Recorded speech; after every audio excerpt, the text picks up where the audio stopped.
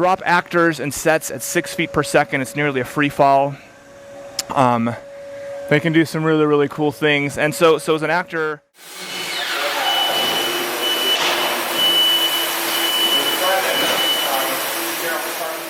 to this area,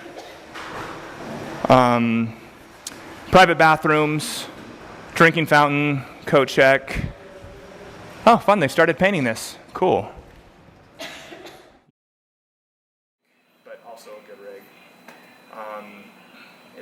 It's the sound is awesome. One of the things that we're really, really proud of with the sound is below each of these seats is a thin copper ribbon.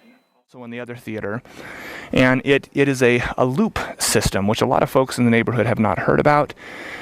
It's now ADA requirement in New York State. If you use federal funds, you have to put in a loop system.